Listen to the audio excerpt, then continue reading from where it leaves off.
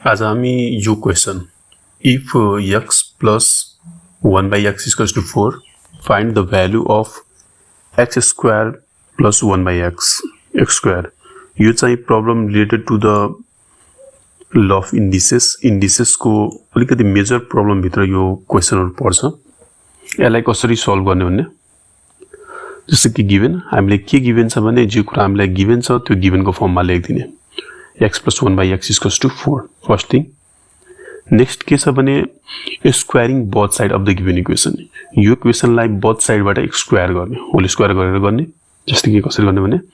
ल x plus 1 by x को whole square is equals to 4 को पनि whole square squaring on both side next अब यसलाई फर्ममा तोड्दिने a plus b को होल स्क्वायर को फर्ममा छ योलाई a मानियो र 1 by x लाई पनि b मानियो भने योलाई a square plus 2 a को ठाउँमा x b को ठाउँमा 1 by x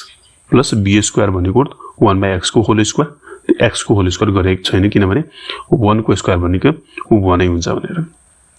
ठीक छ यसलाई फर्मुलामा मात्र तोडेको a plus b को होल स्क्वायर को फर्ममा र 4 स्क्वायर इज इक्वल्स टु 16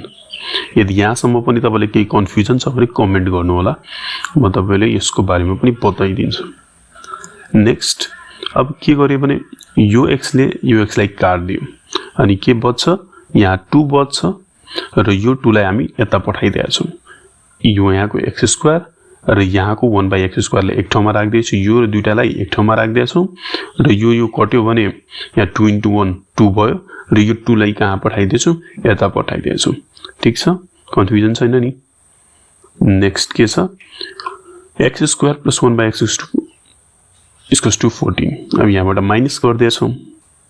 हामीले फाइन्ड आउट गर्नुपर्ने के थियो यही हैन र x square plus 1 by x square को भ्यालु कति हुन्छ भनेर 10 the value of x square plus 1 by x square is 14 answer अब तपाईहरुले यो क्वेशनहरु प्र्याक्टिस गर्नु होला र b र a यो चाहिँ अलिकति यो के रे यो लास्ट नम्बर को अलि कन्फ्युजन हुन सक्छ तपाईहरुलाई ल यो पनि म देखाइदिन्छु तपाईहरुलाई जस्तै कि के दिएको छ भने x minus 1 by x equals to 4 prove that x plus 1 by x को होल स्क्वायर equals to 20 त यो क्वेशन कसरी सल्भ गर्ने ल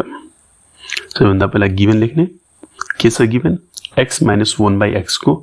भ्यालु 4 दिएको छ यसमा पनि सेम प्रोसेस पहिला अपनाउने squaring both side of the given equation square गर्दाखेरि के भयो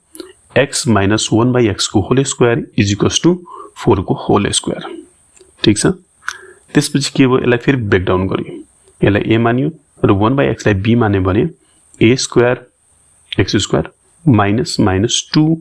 a को ठाउँमा x b 1 by x plus b square a minus b को होल स्क्वायर फर्मुला मात्र पुट गर्यो र 4 स्क्वायर इक्वल्स टु 16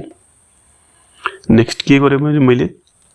फेरि यो x र x लाई काट दिए ठीक छ यहाँ 2 into 1 2 नै भयो र 1 by x स्क्वायर के गाह्रो छैन होला फेरि त्यो 2 लाई यता पठायो अनि के भयो x square plus 1 by x square equals to 16 plus 2 यसको मतलब के भयो x square plus 1 by x square equals to 18 यति त आयो तर हामीले निकाल्नु छ होल स्क्वायर को भ्यालु होल स्क्वायर को भ्यालुलाई 20 प्रुभ गर्नु छ भने अब के गर्छौं हामी next we know that x plus 1 by x को whole square equals to x square plus 1 by x square plus 2 मतलब फर्मुलामा तोरेको a square plus 2ab plus b square त्यसलाई फेरि तल यो कटि नै हाल्दियो त्यही भएर यो मैले 2 डाइरेक्ट लेख्दै छु x स्क्वायर plus 2 र a को ठाउँमा x र b को ठाउँमा 1 by x plus b square यही हुन्थ्यो त यो x र x कट्थ्यो त्यही भएर यहाँ 2 मात्र बस्थ्यो यो फर्मुलामा ब्रेक डाउन गरेर त्यो काटेको भ्यालु डाइरेक्ट लेख्दै छु मैले त्यसपछि के गरे यो भ्यालु जुन छ नि यहाँ जुन छ x square plus 1 by x को होल स्क्वायर इक्वल्स टु 18 भने यसको ठाउँमा अब यो भ्यालु 18 यहाँ पुट गर्ने जस्तै कि यहाँ के गर्दियो यो त यो लेफ्ट साइडमा छदै छैन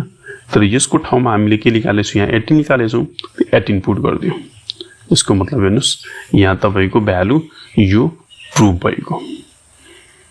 ल म्याथ सम्बन्धी अरु केही कन्फ्युजन भए कमेन्ट गर्नु होला र यस्तै भिडियोहरु हेर्नको लागि च्यानल सब्स्क्राइब गर्नु होला। Thank you.